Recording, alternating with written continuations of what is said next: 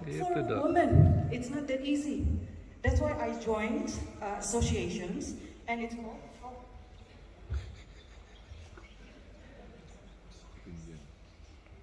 There you go. I was smaller and now taller. All right, let's continue. So then I decided to join an association to make sure I know better and not just planting like my parents did traditionally. I joined APKASINDO. It is a small palm oil smallholders association in Indonesia. It is funded by the government under the Ministry of Agriculture in 2020. And we house 5 million farmers, including 10 million of the farmers' family, and another 13 million workers for our farm. So we cover a lot of people for this industry. And it's spread in 22 central province for palm oil. The biggest is Riau. Riau. 2,776, 2,776 something. And then second, sometimes second, sometimes third is Sumut. Sumut is in the Sumatra Island with 1.5 million. And then the third and the fourth, normally Kalteng 1.5 is in Borneo or Kalimantan. God knows whether it's right or no, just do and play. So that's why, that's the problem with productivity. So who are these first generation smallholders in Indonesia? There they are. These are my father's generation actually. Normally own hands, minimal tool. Unlike other partners, like other farmers, soy farmers in America, they got this huge machine. We got only ours this size left to cut. I don't think we can do any damage to environment, and of course we will do the sustainability in our own definition in this money from palm oil, so they can educate us to good university, so we know better. We can go Google. When I talk to my father, forget about Google. I just tell him, you know what you want? I Google, I tell you. Simple. Being the second generation, we adopt these sustainability principles. For example, we also find the certified seeds. Because this might sound so simple, certified seed, but please bear in mind, the first generation, they don't even know where to buy the certified seeds. So now that we know better, we connect better, we have better network, so we know, oh, this is the certified whose plant producing less than 10 ton per meter per year. So the government will help to support with some fund. Per meter, per hectare, we got 30 million. That's what the government did to help us, and we're getting, we're scholarships being held, spread in Indonesia in 7 universities. And of course, there will be tight selections. So, ladies and gentlemen, and everyone who is presented here, seeing these presentations, especially me being a smallholders, I truly align with what our Vice President said, that palm oil is a blessing for Indonesia, and we will guard it to be sustainable. The biggest problem in Indonesia is the smallholder. That's on our side. That's on the supply side. We're doing what we can to be sustainable and to catch up, to divine and to catch up with your definition, to be traceable and to include technology in it. But please don't forget that palm oil is such a great thing for us because that it literally feeds me and my family and other millions of our farmers' families in Indonesia. Not just that, even a lot of journals that are shown here has proven the functions or the contributions of the palm oils, apart from the economics of the livelihood of the farmers, but also of the communal area, of the regency, of the country. In the bigger picture, it impacts a lot this commodity. And we are giving or contributing 42% as a smallholder.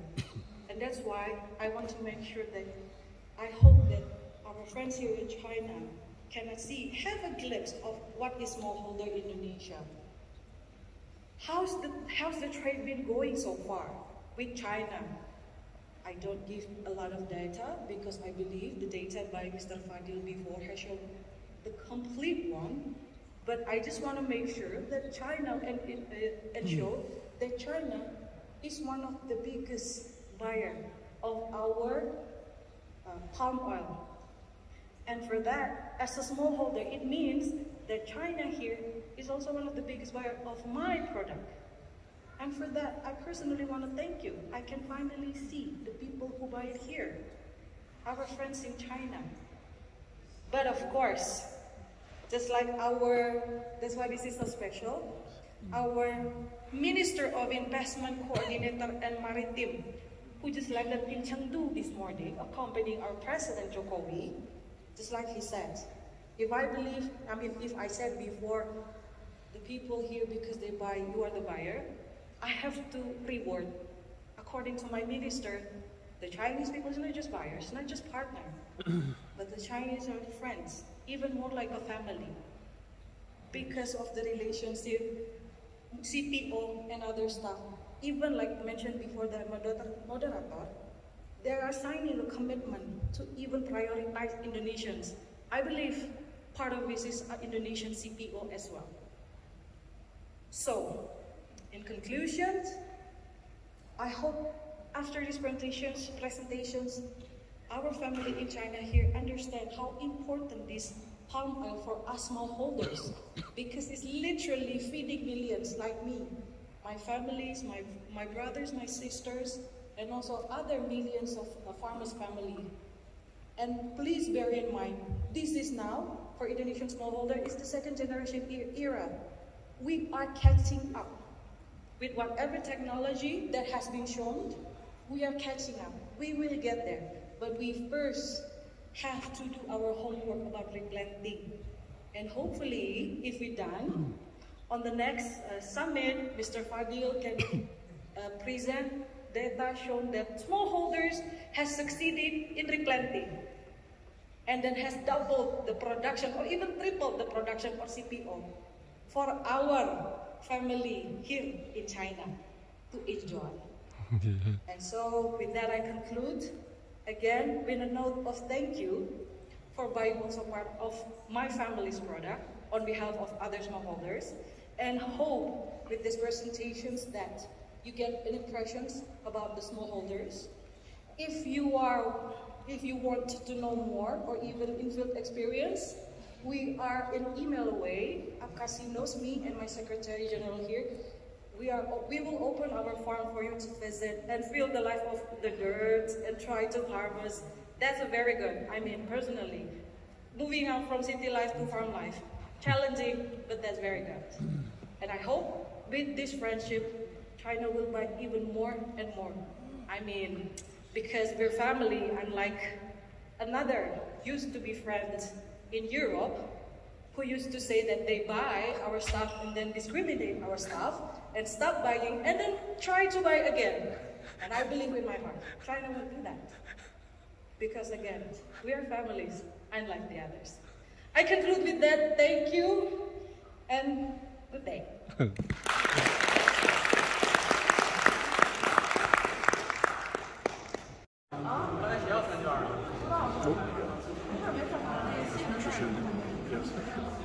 Halo petani sawit Indonesia, selamat pagi. Kita sekarang ada di Kunming di China dalam rangka conference antara para produsen dari minyak nabati. Nah, spesial di samping saya ini adalah Mr. Rob. Mr. Rob ini adalah petani dari kacang kedelai, berbeda ya, yang ada di Amerika, yang baru saja mengekspos dan mereka adalah salah satu ketua dari pengurus itu. Oleh karena itu, hari ini saya bersama Mr. Rob dan kita sama-sama besar akan menyampaikan sesuatu untuk para petani-petani yang ada di Indonesia. Halo Mr. Rob, good morning. How are you? Hey, thank you. Mr. Rob, this is for farmer in Indonesia. Maybe you will tell something to all smallholders in Indonesia, motivation, how to increase the productivity, how to keep the land, to do sustainability, and concern? Yeah, so we put a very big emphasis on sustainability in the United States. We only have so much land, okay, in the United States that we can grow crops on, okay? So we have to take care of what we have, okay? My farm's been in the family since 1920. I'm fourth generation farmer, okay? And I want to leave it to the fifth, okay? Hopefully if they want to come back on the farm. But we have to, because they're not making any more land, so I have to take care of what I got, okay? And we have to grow more on less acres to feed both the United States and the world. And the United States farmers are very good. We're very good at increasing production, and we're doing more with less. But we've also gotten really good at knowing when to feed our crop, so we don't have to put on too much fertilizer, so we can feed it right before the crop needs it to make a yield. Ya. Jadi kita senasib sepenanggungan. Jadi beliau menceritakan bagaimana perkembangan yang mereka lakukan ini memang dari generasi ke generasi. Jadi sudah 4 generasi dan as